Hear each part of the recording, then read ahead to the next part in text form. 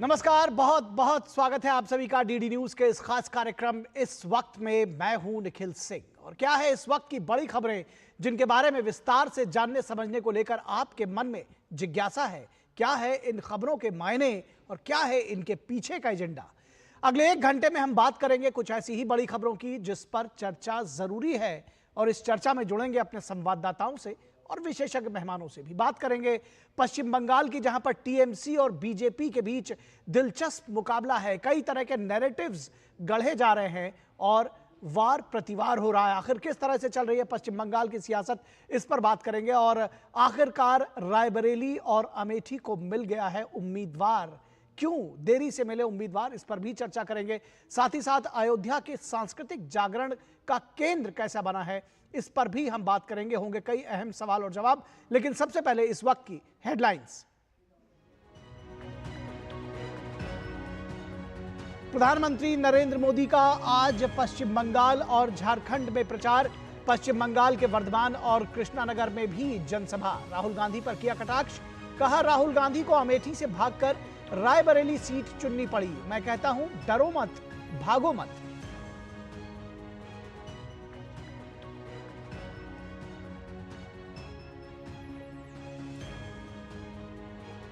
रोचक हुआ रायबरेली और अमेठी का रण। रायबरेली सीट से राहुल गांधी भरेंगे नामांकन, तो अमेठी से किशोरी लाल शर्मा ने दाखिल किया पर्चा। स्मृति ईरानी ने साधा राहुल गांधी पर निशाना, कहा हार के डर से अपने प्रॉक्सी उम्मीदवार को चुनाव मैदान में उतारा।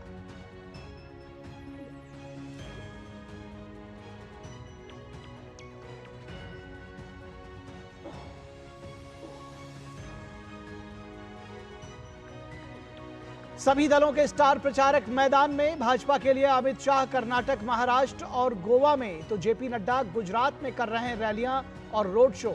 प्रियंका गांधी और मल्लिकार्जुन खड़गे ने संभाली कांग्रेस की कमान। अखिलेश यादव का मैनपुरी में प्रचार जारी।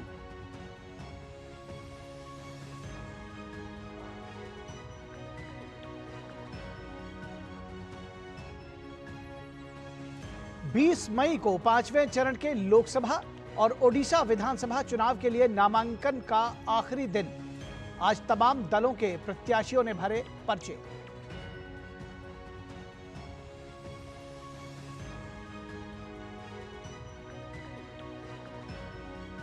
शराब नीति घोटाले में आरोपी अरविंद केजरीवाल की गिरफ्तारी की टाइमिंग पर आज सुप्रीम कोर्ट में ईडी दे रही है जवाब। दिल्ली हाई कोर्ट ने मनीष सिसोदिया की जमानत याचिका पर ईडी और सीबीआई को नोटिस जारी किया।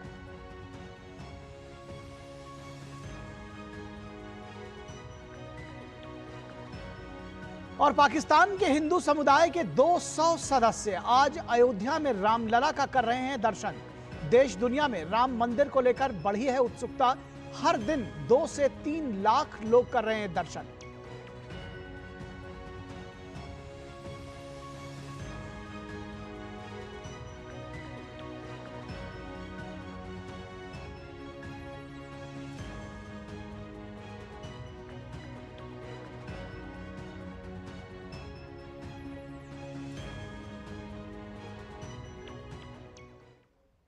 तो सबसे पहले बात पश्चिम बंगाल की सियासत की करेंगे। पश्चिम बंगाल में टीएमसी और बीजेपी के बीच जबरदस्त मुकाबला देखने को मिल रहा है और आज प्रधानमंत्री नरेंद्र मोदी की 3 रैलियां, ताबड़तोड़ रैलियां पश्चिम बंगाल में जारी हैं। और किस तरह से ये सियासत परवान चढ़ रही है पश्चिम बंगाल में, इसकी बात करेंगे और बताएंगे आपको कि किस तरह से पश्चिम बंगाल में ये रैलियां चल रही हैं। आज पीएम मोदी की ताबड़तोड़ रैलियां, पश्चिम बंगाल में 3 और झारखंड में 1 रैली।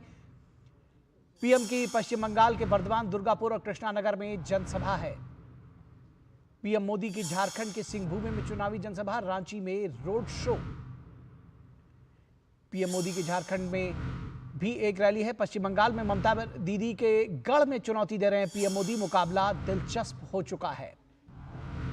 ममता बनर्जी इन जगहों पर उठा रही हैं सीएए का मुद्दा। नागरिकता संशोधन अधिनियम के खिलाफ खोला है मोर्चा। ममता बनर्जी ने मथुआ समुदाय से कहा सीएए पर लोगों पर विदेशी टैग लगा देगा। बीजेपी का पलटवार, सीएए पर लोगों को बरगला रही हैं ममता बनर्जी। केंद्रीय कानून लागू होने से रोक नहीं सकती। बीजेपी का कहना है कि केंद्रीय कानून लागू होने से ममता बनर्जी रोक नहीं सकती और लोगों को बरगला रही हैं। प्रदेश की सभी 42 सीटों पर बीजेपी और टीएमसी है आमने सामने। कांग्रेस और सीपीएम कई जगहों पर मुकाबले में नहीं है। कांग्रेस और सीपीएम कई जगहों पर मुकाबले में नहीं, जबकि 42 स्थानों पर सभी 42 सीटों पर आमने सामने है बीजेपी और कांग्रेस। अधीर रंजन चौधरी ने कहा टीएमसी को वोट देने के बजाय बीजेपी को वोट करें। वहीं अभिषेक बनर्जी ने कहा कि कांग्रेस सीपीएम को वोट देना बीजेपी को वोट देने जैसा है। तो इस पूरी सियासत को समझने की जरूरत है। आज पीएम मोदी की ताबड़तोड़ रैलियां, पश्चिम बंगाल में 3 और झारखंड में 1 चुनावी जनसभा है। और प्रधानमंत्री नरेंद्र मोदी ने अपने संबोधन में एक रैली में कहा कि टीएमसी नागरिकता संशोधन विधेयक को लेकर झूठ फैला रही है, वो ऐसा नहीं होने देंगे। साथियों, बंगाल साक्षी है कि कांग्रेस ने धर्म के आधार पर देश को विभाजन किया था। पड़ोसी देशों में जो हिंदू, बौद्ध, जैन, ईसाई, पारसी, ये सारे अल्पसंख्यक वहां पर रहते थे, तब उनको संरक्षण देने का वादा किया गया था। 1947 में वादा हुआ है। उस वादे को निभाने के लिए आज 75 साल तक काम नहीं हुआ। अब मोदी ने किया, सीएए कानून लाया। इनमें बहुत बड़ी संख्या में मेरे दलित परिवार है, नामशूद्र परिवार है, संथाल परिवार है, जिनके साथ वहां जुल्म हुआ, वो यहां आने के लिए मजबूर हुए। लेकिन टीएमसी, लेफ्ट और कांग्रेस, ये पूरा इंडी गठबंधन सीएए को खत्म करने की घोषणा कर रहे हैं। आप सावधान रहिए, ये अपने वोट बैंक को खुश करने के लिए किसी भी हद तक जा सकते हैं। तो पीएम ने साफ तौर पर कहा कि अपने वोट बैंक को खुश करने के लिए ये किसी भी हद तक जा सकते हैं और सीएए पर लोगों को बरगला रही हैं। पश्चिम बंगाल की मुख्यमंत्री ममता बनर्जी ये आरोप लगाया प्रधानमंत्री नरेंद्र मोदी और बीजेपी ने। वहीं पश्चिम बंगाल की मुख्यमंत्री ममता बनर्जी का कहना है कि सीएए लोगों पर विदेशी टैग लगा देगा। क्या कहा उन्होंने, आइए सुनते हैं। মাছের মাথাটা দেখছেন তো, ওটা হচ্ছে ক্যাট আর লেজাটা হচ্ছে এনআরসি আর মধ্যখানে পেটিটা হচ্ছে ইউনিফর্ম সিভিল কোড। ফাইট আমাদের সাথে বিজেপির। দিল্লিতে ইন্ডিয়া জোট কি করবে আমরা দেখে দেব, কিন্তু বাংলায় আমরা লড়ছি বিজেপির সাথে। একটা ভোটও যেন অন্য কোনো দলে না যায়, তৃণমূল কংগ্রেস ছাড়া। और इस पूरी खबर पर बातचीत करने के लिए हमारे साथ हमारे संवाददाता प्रसेनजीत बख्शी इस वक्त कोलकाता से जुड़ रहे हैं। उनसे और अधिक समझने की कोशिश करेंगे पश्चिम बंगाल की सियासत। ये सीएए पर इतना जो बवाल मचा हुआ है, क्यों भ्रम फैलाने की कोशिश हो रही है? आखिर इससे किसको फायदा होने वाला है? ममता बनर्जी जो लगातार लोगों को कह रही हैं प्रसेनजीत की विदेशी टैग लग जाएगा, ऐसा क्यों है? क्या है इसके पीछे की सियासत? नहीं निखिल, देखिए, बारी बारी में मैं पिछले कई महीनों से कहने की कोशिश कर रहा था कि ये 30% की चुनाव है, 30% की चुनाव है। ममता की सोच ये है कि अगर मैं 30% आगे लेकर ये चुनाव में उतर सकती है तो हो सकता है कि बाकी जगहों से अगर 10-15% जुगाड़ कर ले तो उनका काम खत्म हो जाएगा। तो किसके बारे में मैं ये 30% कह रहा हूं? जो फुटेज आपने दिखाया, ममता बनर्जी का जो भाषण आपने सुनाया, उस भाषण का फुटेज देखने से पता चल जाता है कि मैं किस तरह से ये 30% की बात कह रहा था। ये 30% को साथ में लाने के लिए उन्होंने इस डर का माहौल पैदा करने की कोशिश में लगी हुई है। और उसके साथ भी जो बाकी लोग हैं, जो उस वक्त की ईस्ट पाकिस्तान से हिंदुस्तान आए हुए थे, उनमें से ऐसे कई सारे लोग हैं जो अभी भी इस दर्द को नहीं भूले हैं और पूरी तरह से हिंदुस्तान में उनका जो जो अधिकार होना चाहिए वो नहीं हुआ है। तो इसीलिए जैसे प्राइम मिनिस्टर भी कह रहे थे कि पिछले 75 सालों में जो हुआ नहीं है वो आज होने जा रहा है, या वो आज होने के लिए जो कुछ भी कानूनी कार्रवाई है वो बीजेपी की तरफ से या एनडीए की सरकार की तरफ से किया गया है। अब ऐसे कई सारे लोकसभा केंद्र है जहां पे इस तरह की लोग रहते हैं जिसको हम मोतुआ या नमशूद्र या बाकी कुछ भी कहे। चाहे वो रानाघाट हो, चाहे वो कृष्णनगर हो, चाहे वो बर्दवान की इलाका हो, चाहे वो बनगा हो, बारासत हो, बसीरहाट हो, और नॉर्थ बंगाल में कई जगह है जहां पे इन तरह के लोग रहते हैं जो पिछले 75 साल तक एक भारत के नागरिक होने के लिए तरस गए हैं। वो उन्हीं लोगों के लिए सीएए बनाया गया है, लेकिन एक तरफ मुसलमान वोटों को साथ में लाने के लिए और दूसरी तरफ इन हिंदू लोगों को डराने के लिए ममता की ये जो रवैया है, इस रवैया से लड़ना जरूरी है बोल के प्राइम मिनिस्टर की भाषण में हमने सुना। निखिल जी जी जी जी जी। अब अगर हम बात करेंगे जो पश्चिम बंगाल में मुद्दे हैं भ्रष्टाचार को लेकर के या संदेश खाली को लेकर के, कितनी मुश्किल में नजर आ रही ममता बनर्जी? क्या यही वजह है कि सीएए जैसे मुद्दे उठाए जा रहे हैं? इसीलिए ना बार बार उन्होंने मुद्दे को लोगों की ध्यान भटकने की कोशिश में लगी हुई है और सीएए पर लाने की कोशिश कर रही है। क्योंकि अगर संदेश खाली में आ जाए, अगर एसएससी मतलब शिक्षक भर्ती घोटाले पे आ जाए या बाकी घोटालों में, चाहे वो गाय तस्करी हो, चाहे वो पत्थर हो, चाहे वो बालू हो, कुछ भी हो, उसमें अगर चुनाव हो जाए तो तृणमूल के लिए मुश्किल है। तो इसीलिए उन्होंने ये जो फियर साइकोसिस पैदा करने की कोशिश है, ये फियर साइकोसिस पैदा करने की कोशिश में लगी हुई है। निखिल जी जी जी।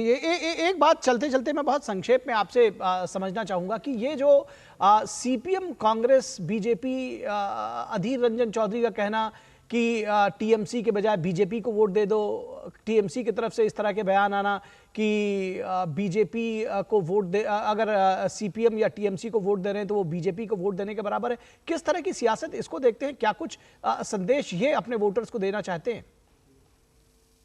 देखिए, लोग वोट के मैदान में प्रचार के लिए इसीलिए जाते हैं कि मुझे वोट दीजिए, किसको आप ना दीजिए, इस तरह की नैरेटिव ये पहली बार हम अधीर रंजन चौधरी और ममता बनर्जी से या अभिषेक बनर्जी से सुन रहा हूं।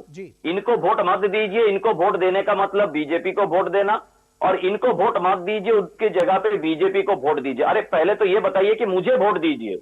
तो इन लोगों के लिए ना अधीर रंजन चौधरी के पास ना ममता बनर्जी के पास ये कहने के लिए है कि आप मुझे वोट दीजिए, ये हम लोगों को वोट दीजिए। ये चिंता इन लोगों के इस बात की है कि बाकी लोगों को अगर वोट मिल जाए तो हमारा क्या होगा। तो इसीलिए इस तरह की बड़गलाने की कोशिश में इन दोनों लगे हुए हैं। निखिल जी जी जी जी। निश्चित तौर पर तो दिलचस्प हो गया है जो 42 सीटें हैं पश्चिम बंगाल की, वहां पर मुकाबला। बहुत शुक्रिया इस तमाम बातचीत और जानकारी के लिए प्रसेनजीत बख्शी। और इसके बाद बात करेंगे कि आखिरकार रायबरेली और अमेठी को मिल गया है अपना उम्मीदवार और किस तरह से वहां पर सियासत सर चढ़कर बोल रही है, आखिर क्या कुछ है इसके मायने, इस पर चर्चा करेंगे। लेकिन रुकेंगे एक छोटे से ब्रेक के लिए, कहीं मत जाइएगा, जल्द हाजिर होंगे। अरे ममता, कहाँ जा रही है भरी दोपहरी में? कहीं नहीं माँ, बस वोट डाल कर आई। बाहर धूप देख रही है? तुम इतने कड़ी धूप में मीलों चलकर पानी लेने जाती थी और आज हमारे घर में खुद पानी चलकर आता है। अरे माँ, जिसने घर तक नल से जल पहुँचाया है उसको वोट देने के लिए धूप छाव थोड़ी ना देखेंगे। चलो माँ, साथ चलते हैं। जिसकी गारंटी ने जिंदगी संवारी, उसको वोट देने की गारंटी हमारी। कमल का बटन दबाएं, भाजपा को जिताएं। स्वागत है आपका ब्रेक के बाद, और बात करेंगे उत्तर प्रदेश की सियासत, या ये कहें कि कांग्रेस की सियासत, और बात रायबरेली और अमेठी की कि आखिरकार रायबरेली और अमेठी को मिला उम्मीदवार। देश की हाई प्रोफाइल सीटों में से शुमार अमेठी और रायबरेली में भी आज नामांकन पूरा हुआ है और ये नामांकन पर सभी की निगाहें थी। अमेठी और रायबरेली में आज नामांकन का काम पूरा हुआ है, दिन में 3 बज चुके हैं, तो जाहिर तौर पर अब 5वें चरण का नामांकन पूरे देश भर में पूरा हो गया है। रायबरेली और अमेठी को लेकर कांग्रेस पार्टी ने नामांकन के आखिरी दिन तक सस्पेंस बनाकर रखा। आधी रात को कांग्रेस पार्टी ने रायबरेली में राहुल गांधी और अमेठी से केएल शर्मा के नाम घोषित किए। अमेठी से बीजेपी सांसद स्मृति ईरानी चुनाव लड़ रही हैं, मौजूदा सांसद हैं, और रायबरेली से दिनेश प्रताप सिंह को बीजेपी ने चुनाव मैदान में उतारा है। पश्चिम बंगाल की एक चुनावी रैली में पीएम मोदी ने राहुल गांधी पर जमकर निशाना साधा है। पीएम ने कहा कि वो कहते थे कि डरो मत, वे स्वयं डरकर भाग गए। वो कहते थे कि डरो मत, लेकिन डरकर भाग गए। मैंने पहले ही कहा था कि शहजादे वायनाड हारने वाले हैं, वे दूसरी सीट खोजेंगे। डरो मत कहने वाले से मैं कहना चाहूंगा कि अरे डरो मत, भागो मत। तो पीएम ने सीधे तौर पर कटाक्ष किया राहुल गांधी पर। 5वें चरण के नामांकन के आखिरी दिन राहुल गांधी ने रायबरेली से पर्चा भरा है। सोनिया गांधी के रायबरेली छोड़ने के बाद लोगों के मन में ये एक सवाल था और उनको लगता था कि इस सीट पर प्रियंका गांधी चुनाव लड़ेंगी, लेकिन एक बार फिर प्रियंका पुरानी भूमिका में या फिर से राहुल गांधी के चुनाव प्रचार को संभालेंगी। क्या लड़की हूं, लड़ सकती हूं, पर खुद पार्टी को यकीन नहीं है, या प्रियंका गांधी के दावे पर पार्टी को यकीन नहीं है? हालांकि जयराम रमेश और पार्टी के कुछ लोगों की अलग राय है इस पर। राहुल गांधी राजनीति और शतरंज के मजे खिलाड़ी हैं, हर दांव सोच समझ कर चलते हैं, यह कहना है जयराम रमेश का। सोनिया गांधी चाहती थी कि राहुल और प्रियंका दोनों चुनाव लड़ें। यह सोनिया गांधी की चाहत थी, लेकिन जानकार मानते हैं कि प्रियंका उपचुनाव लड़ेंगी। तो यह सियासत को समझने की जरूरत है कि प्रियंका उपचुनाव लड़ेंगी। ऐसा माना जा रहा है, कहा जा रहा है कि राहुल गांधी के लिए वायनाड सीट छोड़ना मुश्किल होगा। अगले वर्ष वहां चुनाव हैं, अगर वो जीते भी तो 1 महीने के बाद ये सीट छोड़ देंगे। जब दोनों में से चुनाव की बारी आएगी और रायबरेली वो जीत भी जाते हैं तो उसको छोड़ देंगे। रायबरेली से 5 बार की सांसद रही सोनिया गांधी इस बार राजस्थान से राज्यसभा पहुंच गई हैं। और अमेठी में 2004 से चुनाव लड़ रहे राहुल गांधी ने 2019 में हार के बाद विरासत की इस सीट को क्यों छोड़ा, यह सवाल आगे भी बना रहेगा। तो इस सीट को क्यों छोड़ा, यह सवाल जो है वो आगे भी बना रहेगा। और प्रधानमंत्री ने, जैसा कि हमने आपको बताया कि प्रधानमंत्री ने कहा कि डरो मत, भागो मत। क्या कुछ कहा प्रधानमंत्री ने राहुल गांधी को लेकर के, क्या निशाना साधा, ये आपको सुनाते हैं। मैंने कहा था इनकी सबसे बड़ी नेता चुनाव लड़ने की हिम्मत नहीं करेगी, वो डर के मारे भाग जाएगी। और वो भाग करके राजस्थान गई और राजस्थान से राज्यसभा में आई और हुआ भी यही। मैंने पहले ही बता दिया था कि शाहजादे वायनाड में हारने वाले हैं और हार के डर से जैसे ही वायनाड में मतदान समाप्त होगा वो दूसरी सीट खोजने लग जाएंगे। और अब दूसरी सीट पर भी उनके सारे चेले चपाटे कह रहे थे अमेठी आएंगे, अमेठी आएंगे, लेकिन अमेठी से भी इतना डर गए, इतने डर गए, वहां से भागकर अब रायबरेली में खोज रहे हैं रास्ता। ये लोग घूम घूम कर सबको कहते हैं डरो मत। मैं भी आज उन्हें कहता हूं और बड़े जी भर के कहता हूं, अरे डरो मत, भागो मत। तो प्रधानमंत्री ने चुटकी ली और कहा कि डरो मत, भागो मत। वही कांग्रेस के वरिष्ठ नेता जयराम रमेश कुछ अलग कह रहे हैं। वो उन्होंने सोशल मीडिया प्लेटफॉर्म एक्स पर राहुल गांधी के रायबरेली से चुनाव लड़ने को लेकर लिखा है कि इसे लेकर कई लोगों की कई राय है। उन्होंने आगे लिखा कि याद रखें कि वो राजनीति और शतरंज के अनुभवी खिलाड़ी हैं। पार्टी नेतृत्व काफी विचार विमर्श के बाद और एक बड़ी रणनीति के तहत अपने फैसले लेता है। इस एक फैसले ने भाजपा, उनके समर्थकों और उनके चाटुकारों को हताश कर दिया है। उन्होंने बिना नाम लिए प्रधानमंत्री पर भी आक्रमण किया। उन्होंने कहा कि भाजपा के स्वयंभू चाणक्य जो परंपरागत सीट की बात करते थे, अब समझ नहीं पा रहे हैं कि क्या जवाब दें। रायबरेली सिर्फ सोनिया जी की ही नहीं बल्कि ये खुद इंदिरा गांधी की भी सीट रही है।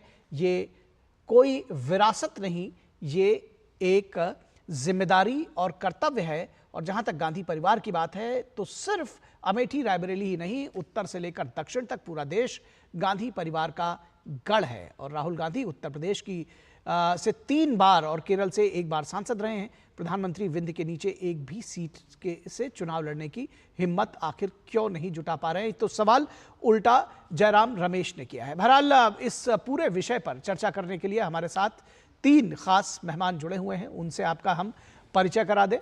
हमारे साथ बीजेपी के प्रवक्ता जयराम रमेश, माफ कीजिएगा, जयराम रमेश की बाइट पढ़ते पढ़ते उनका नाम मेरे जुबान पर आ गया। बीजेपी के प्रवक्ता हमारे साथ जयराम विप्लव जी जुड़े हुए हैं। जयराम विप्लव जी, बहुत स्वागत है आपका। और यश श्रीवास्तव हमारे साथ कांग्रेस के प्रवक्ता जुड़े हुए हैं। यश जी, बहुत स्वागत है आपका। और विनोद मिश्रा हमारे संपादकीय सलाहकार, वो भी जुड़े हुए हैं। विनोद जी, बहुत स्वागत है। और विनोद जी, अगर आपके साथ हम इस चर्चा की शुरुआत करना चाहें और ये समझना चाहें कि आखिर बात हो रही थी अमेठी की और राहुल गांधी पहुंच गए रायबरेली, आखिरी मौके तक ये सस्पेंस बनाकर रखना, और ये सवाल तो तब भी उठेंगे विनोद जी कि आखिर अमेठी छोड़ा क्यों? निखिल, मैं आप ही के रिपोर्ट से आता हूं। जब आप जयराम रमेश जी का ये ट्वीट सुना दिखा रहे थे तो उन्होंने विरासत की बात कही है। तो ये देखिए कि बहुत इंटरेस्टिंग चीज़ है कि 70 साल की विरासत रायबरेली है गांधी परिवार की। फिरोज गांधी उस सीट से चुनाव लड़ना शुरू किए थे। पहला फिरोज गांधी ने लड़ा था, इंदिरा गांधी लड़ी थी, सोनिया गांधी, और आज इस विरासत को संभालने राहुल गांधी पहुँचे हैं। ये ऐसा भी नहीं है, खुद राहुल गांधी, ये इंदिरा गांधी भी चुनाव वहाँ 1977 में हारी थी। तो ऐसा नहीं है कि अमेठी रायबरेली जो है उस विरासत में लोगों ने उनको एक बार सचेत नहीं किया हो। अब ये राहुल गांधी को देखना है। लेकिन एक सवाल जो है कि जो 4 बार के सांसद 2004 से अमेठी में राहुल गांधी उसी विरासत के सीट पे पहुंचते हैं जहां राजीव गांधी का भी चुनाव लड़ा था, कभी संजय गांधी चुनाव लड़े थे, और उस सीट से 2019 में अगर चुनाव वो हार गए तो उसके बाद पलट के अमेठी क्यों नहीं गए? रायबरेली उनके लिए ये बात हो सकती है आज की चीज़ों में, चर्चा में। लेकिन जो आप कह रहे थे अभी कि आप ये देखिए कि पूरे देश में जो हाई प्रोफाइल सीट्स है उस सीट में कम से कम रायबरेली अमेठी को लेके ये इतने दिनों तक सस्पेंस क्यों बना रहा है, ये भी एक बड़ा सवाल है। और इस सवाल के बाद कि आज अगर ये नॉमिनेशन हुआ है तो 20 मई को वहाँ मतदान होगा, और राहुल गांधी जिस तरीके से वहाँ चुनाव लड़ने के लिए आप गए, और उसके बाद देखिए कि वहाँ का सीन क्या है कि वहाँ जो दिनेश प्रताप सिंह हैं वो कभी पुराने कांग्रेसी हैं, वो एक लोकल कैंडिडेट को बीजेपी ने उतारा है जो बीजेपी सरकार में वहाँ उत्तर प्रदेश में मंत्री हैं। तो अब आप समझ सकते हैं कि राहुल गांधी बाहरी होंगे वहाँ या दिनेश प्रताप सिंह होंगे जो वहाँ लोकल, और वहाँ पे उन्होंने एक काम किया है। आज रायबरेली की जो सिचुएशन आप देखेंगे तो 2019 में अगर आप देखिए कि पूरे यूपी में 80 के 80 सीट में से एक सीट वहाँ कांग्रेस ने बचा पाई थी जो सोनिया जी को रायबरेली से जिताया था। अब ये चैलेंज इस बार कांग्रेस के लिए जरूर होगा कि वो अपनी सीटें कितनी बढ़ा पाते हैं। जी, निश्चित तौर पर तो ये सवाल यश श्रीवास्तव से पूछेंगे। यश श्रीवास्तव, ये सवाल जरूर पूछा जाएगा कि कभी परचम पूरे उत्तर प्रदेश में लहराता था कांग्रेस पार्टी का, आज एक सीट के लिए, क्योंकि ये सवाल बार बार बीजेपी की तरफ से भी, प्रधानमंत्री की आपने बाइट्स जरूर सुनी होंगी जिसमें वो कह रहे हैं कि डरो मत, भागो मत, और एक अदद जीत पाने के लिए वो अमेठी से रायबरेली चले गए। ये सवाल तो पूछा जाएगा कि अमेठी छोड़ा क्यों? निखिल जी, सबसे पहली बात, अभी जो आप बाइट दिखा रहे थे हमारे प्रधानमंत्री की, तो कुछ दिन पहले इसी चैनल पर हम लोग चर्चा कर रहे थे कि राहुल जी ने कह दिया कि मोदी डरा हुआ है, कहां पर रहा है। ये रहा है पे बड़ी आपत्ति थी लोगों को। आज नरेंद्र मोदी सोनिया जी के बारे में चली गई, भाग गई कह रहे हैं, इस बात को याद रखिएगा। दूसरी बात, आज पूरा मीडिया, चाहे आपका चैनल हो चाहे कोई दूसरा चैनल हो, अखबार, प्रिंट, डिजिटल, जिसको देखो वो राहुल जी ने इस सीट से नहीं उस सीट से चुनाव भर दिया, इस पे बात कर रहा है। तो फिर पूरी बीजेपी ये भी याद रखे कि या तो तय कर लें राहुल गांधी जी इर्रेलेवेंट है, या राहुल गांधी जी इनका सबसे बुरा सपना है, वो तय कर लें, वो मेरी समस्या नहीं है। तीसरी बात, अमेठी और रायबरेली का जहां तक सवाल है तो जयराम रमेश जी कह चुके हैं, मैं भी कह देता हूं, पूरा देश गांधी का गढ़ है। इस देश में त्याग और बलिदान की मिसाल गांधी परिवार है। आरएसएस बीजेपी में कोई पैदा नहीं हुआ जो 4-5 पीढ़ियों से लड़ रहा हो, जिसके यहाँ से 2-2, 3-3 शहीद हुए हो, कोई नहीं। अब रायबरेली में ऐसा है कि राहुल गांधी जी का जीतना तय है। वायनाड की जहां तक बात है तो यदि नरेंद्र मोदी जी को या स्मृति ईरानी को, पता नहीं कौन स्मृति, लेकिन स्मृति ईरानी को अगर जाना हो या और किसी भाजपा वाले को शौक हो तो आ जाए वायनाड, वहां से भी निकाल के दिखा दें। वहां तो आते नहीं है। मैं तो कहता हूं नरेंद्र मोदी जी वायनाड आ जाए और चुनाव लड़के एक बार में मामला खत्म कर दें, निर्णय कर लें कि भाई कौन हटता है, कौन जाता है, कौन डरता है, कौन भागता है, एक बार में तय कर लीजिए। दक्षिण में आपकी आने की हिम्मत नहीं। आपने तो मणिपुर, नागालैंड और मेघालय में अपने कैंडिडेट ही नहीं उतारे डर के मारे, क्योंकि मालूम है आपका कैंडिडेट वहां पैर नहीं रख सकता आज की तारीख में। तो हमें डराना मत बताइए। हमने तो मणिपुर जाके भी दिखा दिया, देश के एक छोर से दूसरे छोर 2 बार करके दिखा दिया, लाखों करोड़ों लोगों की आवाज सुन के दिखा दिया। हमें मत बताइए। आप ये बताइए कि 10 साल ये पूर्ण बहुमत की सरकार लेके आपने जो देश बर्बाद किया है, उसका जवाब जब जनता आपसे मांगेगी तब आप क्या करेंगे? ठीक है, ठीक है, इसका जवाब हम ले लेते हैं। दरअसल चलकर जाने की बात नहीं हो रही थी कि मणिपुर गए या कहाँ गए, बात इलेक्शन में कंटेस्ट होने की हो रही थी, लेकिन इस बात का जवाब जयराम विप्लव जी से, ठीक है, ठीक है, जयराम विप्लव जी से जवाब ले लेते हैं। जयराम विप्लव जी ये कह रहे हैं कि दरअसल ये कोई इशू नहीं होना चाहिए कि अमेठी छोड़कर रायबरेली क्यों चले गए, और आपके जो शीर्ष नेतृत्व है बीजेपी के, उनके पास हिम्मत नहीं कि वो साउथ में जाके लड़ सके। देखिए, विरासत की सियासत जो भी पार्टियां और परिवार इस देश में कर रही हैं, उसके जो नेतृत्व करने वाले लोग हैं, उनकी स्थिति ऐसी क्यों है कि वो जनता को सोचने पर मजबूर कर देते हैं। आप देखिए, राहुल गांधी को लें या हमारे बिहार में लालू का परिवार लड़ रहा है उनको लें, या कहीं और देख लीजिए, ये लोग चुनाव हारने के बाद कभी भी वापस अपने क्षेत्र में नहीं जाते हैं। ये चुनावी चांद बन गए हैं। जब चुनाव आता है तभी ये चांद की तरह अपने अपने चुनावी क्षेत्रों में दिखाई पड़ते हैं। राहुल गांधी अमेठी हारे, 5 साल अमेठी से गायब रहे। जब सांसद थे तब भी वो गायब रहते थे। इस देश की सबसे वीआईपी सीट किसको कहा जाएगा? जहां से आज देश के प्रधानमंत्री हैं। और जब प्रधानमंत्री अपने क्षेत्र का रेगुलर दौरा करते हैं, एक सांसद के रूप में काम करते हैं, भले वो प्रधानमंत्री रहे हो, तो बाकी लोगों को भी उससे सीखना चाहिए। इसलिए आज अमेठी हो, चाहे रायबरेली हो, या कोई और सीट हो, या पाटलिपुत्र हो, या फिर सारण की सीट हो, ये तमाम क्षेत्रों की मतदाताओं को ये अच्छे से समझ में आ गया है कि उनको सांसद चुनना है, और एक ऐसा सांसद जो क्षेत्र में भी रहे और संसद में, सदन के भीतर भी खड़े होकर अपने क्षेत्र के प्रति जिम्मेवारी का निर्वहन करे। वायनाड के सांसद ने वायनाड के प्रति क्या काम करके दिखाया, ये वायनाड की जनता जानती है। और वायनाड में हार पूरी तरह से दिख गया इनको। जब चुनाव हो गया तो इन्होंने दूसरा दरवाजा खोला है अपने लिए। रायबरेली से एग्जिट का नया रास्ता ढूंढना चाहते हैं, लेकिन रायबरेली के लोग भी उतने ही समझदार हैं, वो वापस गलती नहीं करेंगे।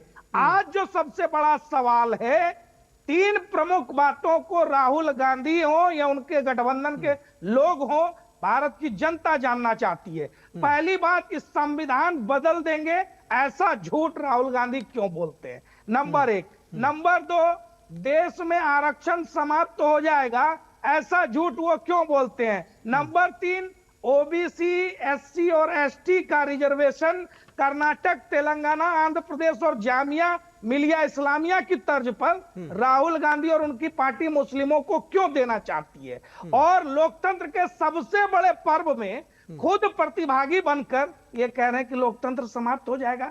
तो ये जो दुष्प्रचार और झूठ का चरित्र है, वो बताता है कि हार की हताशा में इंडी गठबंधन डूब चुका है। मोदी जी की विकास की आंधी के सामने ये फेल हो चुके हैं। ये वही मोदी जी हैं जिन्होंने अर्थव्यवस्था को 5वें नंबर पर लाया। ये वही मोदी जी हैं जिनके राज में महंगाई दर 5% से कम रही। ये वही मोदी जी हैं जिनके राज में प्रति व्यक्ति आय 68,000 से बढ़कर 2,09,000 हो गई। ये वही मोदी जी हैं जिन्होंने विकास के अनगिनत काम किए, जल कल्याण की योजनाएं घर घर पहुंचाई। और 60 करोड़ लोगों को जब आयुष्मान कार्ड देते हैं ना मोदी जी, तो वो देश के लोग मोदी जी के साथ खड़े होते हैं। ठीक है, झूठ बोलकर दशकों तक देश को लूटने वाले परिवार के साथ खड़े नहीं होते। ठीक है, लूटने की विरासत है। ठीक है, ठीक है। जयराम विप्लव जी आपके पास आएंगे, यश श्रीवास्तव जी आपके पास आएंगे इन सवालों का जवाब लेने के। लेकिन उससे पहले प्रधानमंत्री ने एक न्यूज एजेंसी को 20 अप्रैल को एक साक्षात्कार में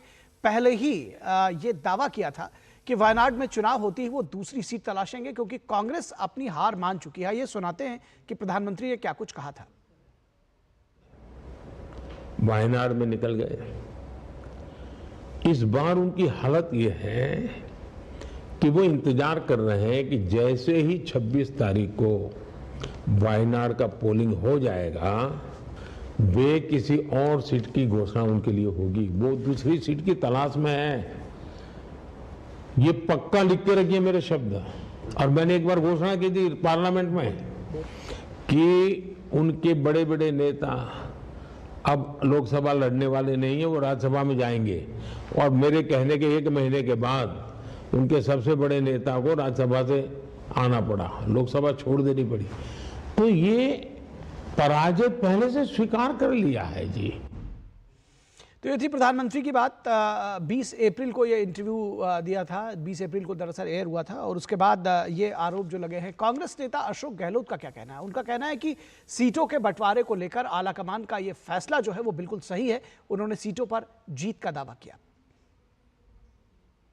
सोच समझ के फैसला हुआ, अच्छा फैसला हुआ है। दोनों सीटें जीतेंगे भारी बहुमत से। पूरे देश भर में माहौल गया है, मैसेज गया है एक्स्ट्रा ऑर्डिनरी। कार्यकर्ता में बहुत उत्साह है। ठीक है, तो इस चर्चा को आगे बढ़ाते हैं। हमारे साथ 3 खास मेहमान, जयराम विप्लव बीजेपी की तरफ से, यश श्रीवास्तव कांग्रेस की तरफ से और विनोद मिश्रा हमारे कंसल्टिंग एडिटर हमारे साथ बने हुए हैं। यश श्रीवास्तव जी, एग्जिट का रास्ता रायबरेली से ढूंढा जा रहा है, ये आरोप सीधे तौर पर लगाए जा रहे हैं और अभी आपने प्रधानमंत्री को भी सुना, उन्होंने कहा कि आखिर जो वायनाड का चुनाव होते ही दूसरी सीट तलाशेंगे और 26 तारीख तक का कोई अनाउंसमेंट नहीं होगा। कल आधी रात में अनाउंसमेंट किया गया, तो सवाल तो पूछे ही जाएंगे। निखिल जी, मुझे बड़ा ज्यादा हैरानी तो नहीं है, फिर भी मैं ये बात रेखांकित करूंगा कि सब तरह के जो रेखांकन होते हैं कि भाई आधी रात को हुआ और ऐसा हुआ वैसा हुआ, ये सब कांग्रेस के संदर्भ में क्यों होते हैं? अब ये विप्लव जी को शायद अपनी पार्टी के बारे में नहीं मालूम है, ये हमें परिवारवाद बता रहे हैं। इनको बताइए, इनकी पार्टी के कारण देश ने वर्ल्ड कप का मैच हार लिया, क्योंकि जो चीफ बैठे हुए हैं वर्ल्ड कप में बीसीसीआई के, वो किस तरह के, क्या उनकी काबिलियत है? निखिल जी, कम से कम समझदार लोगों को बुलाइए, तुम डिबेट में बैठे। उनको ना तो बोलना आता है, उनको ना बोलना आता है। इस तरह के कमेंट्स मत करिए कि कौन नहीं बोल पा रहा है। समझदार, मैं दोनों लोगों को कहूंगा, अपने पॉइंट्स रखें। ठीक है, ठीक है, ठीक है। यश जी जल्दी खत्म करिए, उसके बाद फिर मैं जाऊंगा, इस बात का जवाब दूंगा जयराम विप्लव से। आपने विप्लव जी को समय दिया है, मुझे भी दीजिए। ठीक है। तो बीसीसीआई का जो अध्यक्ष हमारे देश का बैठा हुआ है, उसकी काबिलियत हम देख चुके हैं।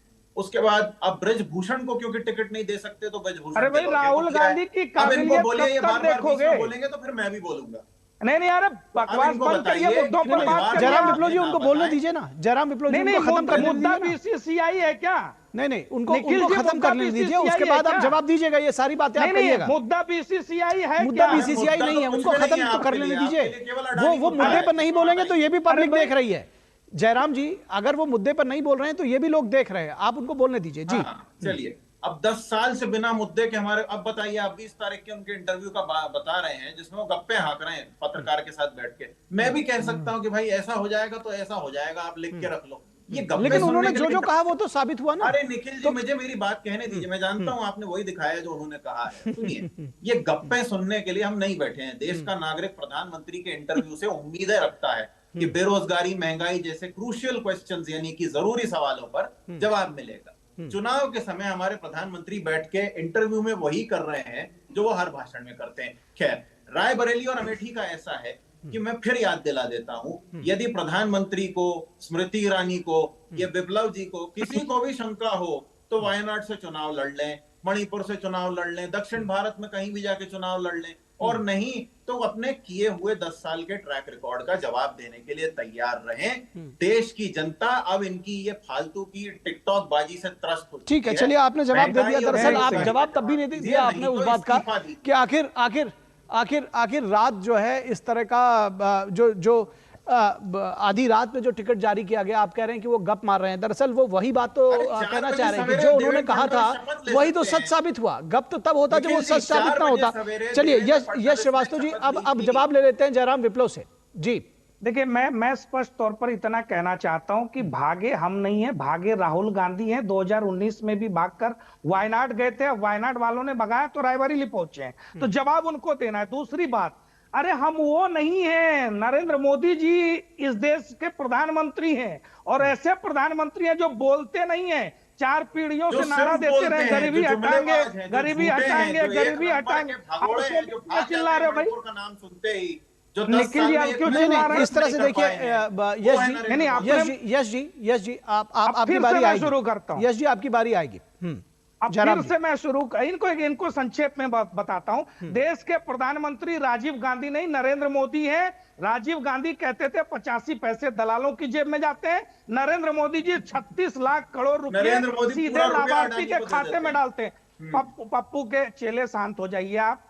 पप्पू जी सुनो, नहीं, देखिए बीच बीच में मत बोलिए, अदरवाइज मुझे ये सिस्टम अपनाना पड़ेगा कि बाकियों की ऑडियो आउट करनी पड़ेगी। ये अच्छी बात नहीं है। चर्चा कम से कम डिरेल मत हो, इसलिए एक एक करके बात करिए, जयराम विप्लव जी जल्दी से अपनी बात समाप्त करिए। यश श्रीवास्तव जी आपके पास आऊंगा, फिर आप बोलिएगा। शांत हो जाओ, चलिए शांत हो जाइए सभी लोग। अभी जयराम विप्लव जी आप बोलिए। देखिए बार बार ये टोकेंगे तब भी मैं वही बात कहूंगा कि राजीव गांधी के राज में 85 पैसे दलालों की जेब में जाते थे, मोदी जी के राज में 36 लाख करोड़ रुपए डीबीटी के माध्यम से लाभार्थी के खाते में जाते हैं। मोदी जी केवल गरीबी झटके में हटा दूंगा ऐसा कहते नहीं है, वो करके दिखाते हैं। 25 करोड़ को गरीबी रेखा से बाहर लाते हैं, महंगाई की दर 5% से नीचे रखते हैं और किसानों को सम्मान निधि के माध्यम से राशि पहुंचाते हैं। रोजगार के लिए 18 लाख केंद्र सरकार की नौकरी, 16 करोड़ ईपीएफओ के एक्टिव अकाउंट बताते हैं। अन्य नौकरियां मिली 41 करोड़, उनको मुद्रा लोन मिला, स्वनिधि और पीएम विश्वकर्मा योजना के माध्यम से स्वरोजगार की सुविधा भी मिली।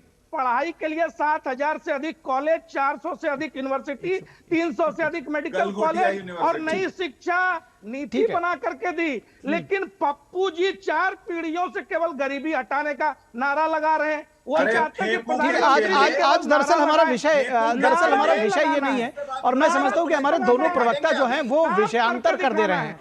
मैं जयराम विप्लव जी और यश श्रीवास्तव जी आप दोनों लोगों को रोकूंगा।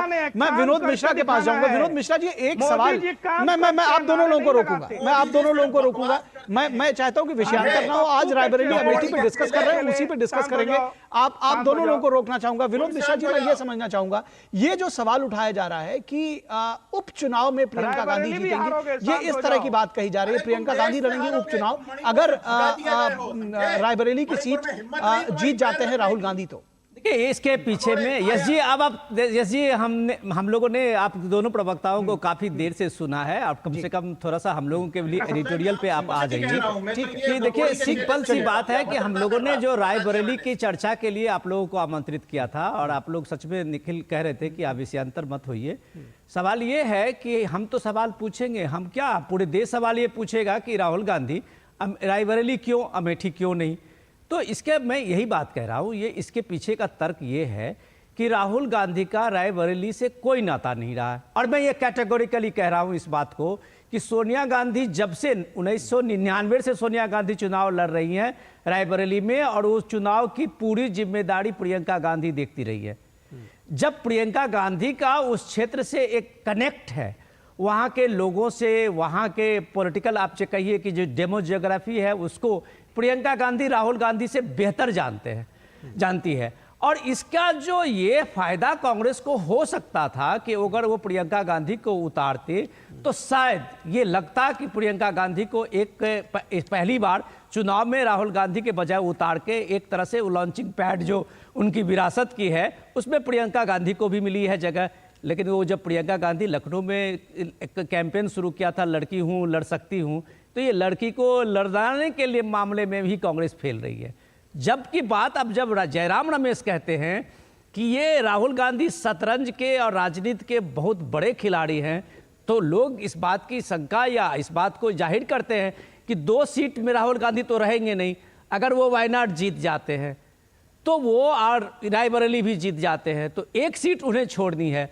तो वो चॉइस जब उनके सामने होगा तो केरल के वायनाड वो नहीं छोड़ेंगे। ये बात भी मैं कहता हूं कि आप लिख लीजिए, तो वो रायबरेली ही छोड़ेंगे। और ये उपचुनाव के लिए ऐसी पॉसिबिलिटीज है कि रायबरेली से अगर बाई इलेक्शन होंगे उसके बाद 1 महीने के बाद तो प्रियंका गांधी सामने आएगी। तो वो एक तरह से आप कहिए कि उनके लिए एक रास्ता बनाया जा रहा है कि राहुल गांधी लड़ रहे हैं, वो वहाँ इलेक्शन जीत जाएंगे। अगर वो जीत जाते हैं तो प्रियंका गांधी के लिए वो रास्ता बन जाएगा, ऐसी संभावना तो है। और लोग इस बात को मान रहे हैं कि 1 महीने के लिए सांसद क्यों होगा कोई, और जनता 1 महीने के सांसद को क्यों वोट देगी। बिल्कुल ठीक बात है, और इस विषय पर हम फिर आगे भी चर्चा करेंगे, लेकिन आज की चर्चा हमारी यहीं तक होगी। जयराम विप्लव जी आपका शुक्रिया, यश श्रीवास्तव जी आपका शुक्रिया, और विनोद मिश्रा जी आपका भी बहुत शुक्रिया हमारे साथ जुड़ने के लिए। और यहां से आपको लिए चलेंगे केंद्रीय गृह मंत्री और बीजेपी के वरिष्ठ नेता अमित शाह एक चुनावी सभा को संबोधित कर रहे हैं, वहां आपको लिए चलते हैं। केस भी जीता, भूमि पूजन भी किया और 22 जनवरी को प्राण प्रतिष्ठा कर कर जय श्री राम कर दिया। भाई और बहनों, मैं उद्धव ठाकरे को बता सकता हूं, पूछ सकता हूं और पूछना भी चाहता हूं, क्या उद्धव ठाकरे जी मुंबई में सभा कर कर कह सकते हैं अयोध्या में राम मंदिर बना वो अच्छा हुआ? पूछ सकते हैं क्या? नहीं पूछ सकते, क्योंकि उनकी वोट बैंक भी अब कांग्रेस की वोट बैंक हो गई है। आप उनकी वोट बैंक नहीं हो भाई। उन्होंने राम मंदिर को अटकाने वालों के साथ मुख्यमंत्री बनने के लिए समाधान करने का काम उद्धव ठाकरे जी ने किया। भाई और बहनों, ट्रिपल तलाक हटाना चाहिए या नहीं हटाना चाहिए? जोर से बोलिए। हटाना चाहिए नहीं हटाना चाहिए? मैं उद्धव जी को चैलेंज कर कर जाता हूं। उद्धव जी कल प्रेस कर कर बोल दो मोदी जी ने ट्रिपल तलाक हटाया वो अच्छा किया। वो नहीं बोल पाएंगे। मुझे बताओ भाइयों बहनों, बम धमाका करने वाले PFI पर बैन लगाना चाहिए या नहीं लगाना चाहिए? जोर से बोलो, लगाना चाहिए नहीं लगाना चाहिए? क्या उद्धव ठाकरे कह सकते हैं कि PFI पर बैन लगाए अच्छा हुआ? वो नहीं कह सकते। अरे अब तो दिन आ गए हैं वो जय शिवाजी जय भवानी का नारा लगाते हुए भी डरते हैं। भाइयों बहनों, मोदी जी ने धारा 370 को हटाया, राम मंदिर का मार्ग प्रशस्त किया, PFI पर बैन लगाया और ट्रिपल तलाक समाप्त किया और देश में यूनिफॉर्म सिविल कोड लाकर मुस्लिम पर्सनल लॉ को समाप्त करने का काम नरेंद्र मोदी जी ने किया। अभी सिर्फ उत्तराखंड में आया है, मोदी जी ने संकल्प पत्र में घोषणा की है कि मोदी जी को तीसरी बार प्रधानमंत्री बना दो। पूरे देश भर में UCC लाने का काम और मुस्लिम पर्सनल लॉ समाप्त करने का काम नरेंद्र मोदी जी। और भाइयों बहनों, कांग्रेस पार्टी ने अपने एजेंडा में कहा है हम ट्रिपल तलाक को वापस लाएंगे, 370 को वापस लाएंगे, पर्सनल लॉ वापस लाएंगे। अब उद्धव जी कांग्रेस पार्टी के घोषणा पत्र के साथ आप सहमत हो या नहीं हो? बताओ, आप जवाब दीजिएगा उद्धव जी, मौन मत हो जाइएगा। रत्नागिरी सिंधुदुर्ग नहीं, पूरे महाराष्ट्र की जनता आपसे जानना चाहती है कि आप ट्रिपल तलाक के समर्थक हो या हटाओगे? मुस्लिम पर्सनल लॉ के समर्थक हो या हटाना चाहते हो? 370 हटाना चाहते हो या रखना चाहते हो? आतंकवादियों को जवाब देना चाहते हो या वोट बैंक के लिए उनको बिरयानी खिलाना चाहते हो? उद्धव ठाकरे, आपको जवाब देना पड़ेगा। ऐसा नहीं चलेगा। बाला साहब की विरासत ऐसे नहीं मिलती है उद्धव जी। बाला साहब के यहां आपने जन्म लिया, विरासत तो नारायण राणे, एकनाथ शिंदे और राज ठाकरे के पास रह गई। आप कब की पीछे छोड़कर चले गए। भाई और बहनों, ये महाराष्ट्र का चुनाव असली शिवसेना कौन है वो तय करने वाला चुनाव है। भाइयों बहनों, एक प्रकार से ये इंडी अलायंस जो है एक प्रकार से औरंगजेब फैन क्लब बन गई। अब सिंधुदुर्ग रत्नागिरी वालों को तय करना है कि मोदी जी के साथ जाना है या औरंगजेब फैन क्लब के साथ जाना है। भाइयों बहनों, हम जब नाम बदलते हैं औरंगाबाद का, तब भी ये विरोध करते हैं।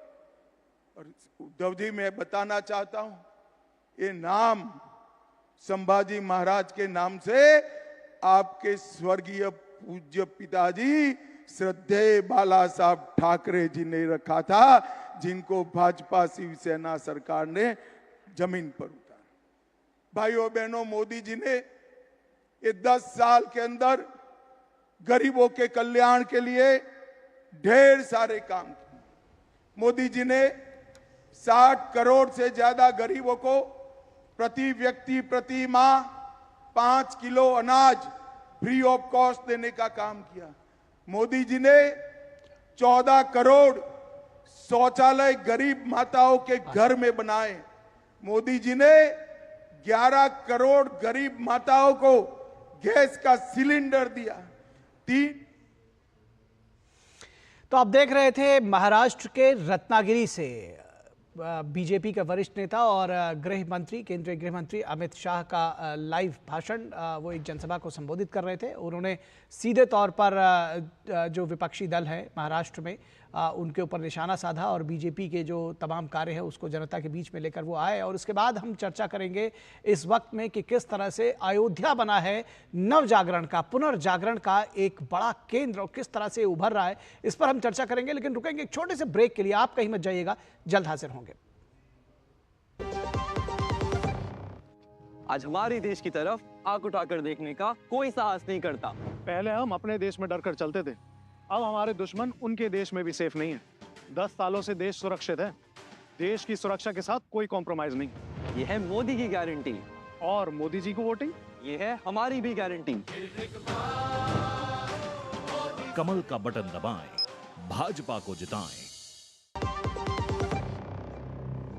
स्वागत है आपका ब्रेक के बाद और बात करेंगे अयोध्या के पुनर्जागरण की, नव जागरण की। आज पाकिस्तान से 200 से ज्यादा हिंदू सिंधियों का एक दल अयोध्या पहुंचा है। तो ये जो नव जागरण है ये सिर्फ भारत तक सीमित नहीं है, बल्कि जो आसपास के देश है, ये कहा जाए कि दुनिया भर में ये जो नव जागरण है इसकी ज्योति फैल रही है। आज पाकिस्तान से 200 से ज़्यादा सिंधियों का एक दल अयोध्या पहुंचा है। भारत की सांस्कृतिक पहचान बने रामलला के दर्शन की ललक लेकर ये लोग यहाँ पहुंचे हैं। पाकिस्तान में रह रहे सिंधी समाज और हिंदुओं की आस्था अयोध्या को लेकर हमेशा से रही है। लेकिन राम मंदिर निर्माण के बाद अयोध्या पहुंचकर रामलला के दर्शन की उत्सुकता को साफ तौर पर समझा जा सकता है कि किस तरह से ये उत्सुकता है। श्री राम नगरी तीर्थ क्षेत्र ट्रस्ट के कामेश्वर चौपाल कहते हैं कि दुनिया भर से प्रवासी भारतीयों का यहाँ आना लगा रहता है। रामलला विराजमान के प्राण प्रतिष्ठा के बाद प्रवासियों के लिए अयोध्या मानो वेटिकन सिटी बन गई है। 22 जनवरी को ऐतिहासिक अयोध्या के आयोजन के बाद 2 करोड़ से ज्यादा लोगों ने अब तक वहां दर्शन किए हैं। पिछले हफ्ते मॉरिशस और श्रीलंका के डेलीगेट्स भी रामलला के दर्शन के लिए पहुंचे थे। तो जैसा कि हम कह रहे हैं कि दुनिया भर से डेलीगेट्स और श्रद्धालु पहुंच रहे हैं रामलला के दर्शन के लिए। अब तक दुनिया के 100 से ज्यादा देशों के डेलीगेट्स ने अयोध्या पहुंचकर रामलला के दर्शन किए हैं। बदले भारत ने विकास के साथ विरासत को भी बखूबी संभाला है। धार्मिक स्थलों की भव्यता लौटी है तो लाखों लोगों को रोजगार भी मिला है। न केवल भारत की जीडीपी बढ़ी है बल्कि सांस्कृतिक वैभव ने गर्व का एहसास भी कराया है। तो ये इसके जो मल्टीफेसेटेड जो असर है वो साफ तौर पर देखा जा सकता है। किस तरह से ये जो भक्त हैं वो सिर्फ भारत से नहीं, क्योंकि हम बार बार कहते हैं कि देश भर के कोने कोने से श्रद्धालु अयोध्या पहुंच रहे हैं, लेकिन देश भर के कोने कोने से नहीं बल्कि दुनिया के कोने से श्रद्धालु पहुंच रहे हैं। और इस कड़ी में आज पाकिस्तान से 200 सिंधियों का एक दल आया है, हिंदू सिंधियों का दल आया है। हमारे संवाददाता शैलेंद्र मिश्रा अयोध्या से हमारे साथ जुड़े हुए हैं। किस तरह की जानकारी आप देंगे आज ये जिस तरह से लगातार अयोध्या में भगवान श्री राम लला के जो दिव्य भव्य जो मंदिर बना है, प्राण प्रतिष्ठा हुई है, उसके बाद जो दर्शन का कार्यक्रम है ये कहा जाए कि तांता नहीं टूट रहा है। और अब जो विदेशी हैं और ख़ासतौर पर जो पाकिस्तान से श्रद्धालु आए हैं, ये अपने आप में एक बड़ा आकर्षण है और ये बताता है कि किस तरह से एक नव जागरण का केंद्र बनकर उभरा है अयोध्या। शैलेंद्र, देखिए, जब रामलला की प्राण प्रतिष्ठा हुई तभी ये बात कही गई थी कि दुनिया के सबसे बड़े धार्मिक केंद्र के तौर पर अयोध्या नगरी जानी जाएगी। और उसके अब संकेत हम देख रहे हैं कि बीते कुछ महीनों में साफ तौर पर दिखाई दे रहे हैं। न केवल देश के लाखों लोग हम देख रहे हैं कि हर हफ्ते आ रहे हैं अयोध्या रामलला के दर्शन के लिए, बल्कि दुनिया भर से तमाम लोग अयोध्या आ रहे हैं। और आज हमने देखा कि पाकिस्तान के सिंधी समाज से जुड़े 200 से ज़्यादा लोग अयोध्या आए हुए हैं रामलला के दर्शन के लिए। और न केवल हमारे पड़ोसी देश बल्कि हम दुनिया के तमाम देशों से देख रहे हैं कि लोग पहुंच रहे हैं। और जो तस्वीरें आप अयोध्या से देखते हैं न केवल कुछ खास मौक़ों पर या ख़ास दिन में, बल्कि हर दिन हम देखते हैं कि सुबह से लेकर शाम तक एक तांता लगा हुआ होता है। और सुबह और शाम तो काफ़ी भीड़ ऐसे दिखाई देती है अयोध्या की सड़कों पर। हम देखते हैं कि जो जाने वाला रास्ता है राम मंदिर की तरफ, वहाँ पैदल ही बड़ी संख्या में लोग जाते हुए दिखाई देते हैं। तो निश्चित तौर पर ये दिखाता है कि अयोध्या में एक तरह से जो आकर्षण का केंद्र जो कहा जा रहा था ये कि आकर्षण का केंद्र है शैलेंद्र, सांस्कृतिक वैभव का जो गर्व है उसका एहसास तो करा ही रहा है। जो सोशियो इकोनॉमिक्स की बात हम कर रहे हैं, जिस तरह से रोजगार के अवसर बढ़े हैं, उनको लेकर के क्या कहेंगे?